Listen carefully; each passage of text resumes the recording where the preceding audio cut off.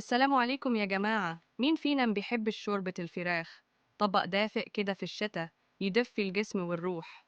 بس هل تعرفوا إن شوربة الفراخ دي مش مجرد أكلة عادية؟ ده فيها سر من الأسرار. تعالوا نشوف الحكاية. من زمان قوي، من أيام الفراعنة لحد النهاردة، الناس كلها بتؤمن بفوائد شوربة الفراخ. أطباء وفلاسفة زي موسى بن ميمون كانوا بيوصفوها كعلاج لمشاكل كتير. العلم بقى عمل شغله، وفي سنة 2000 دراسة في جامعة نبراسكا اكتشفت مفاجأة.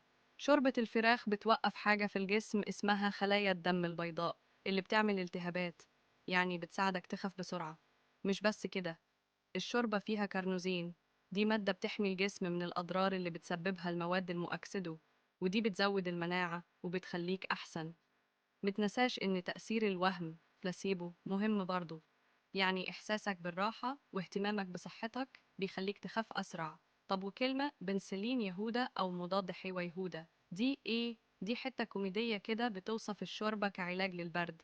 كان معروف في عادات اليهود زمان زي المضاد الحيوي اللي الناس بتستخدمه الأيام ده في علاج البرد. يبقى شوربة الفراخ مش مجرد أكلة، ده فيها سر من الماضي. جربها وادعيلي.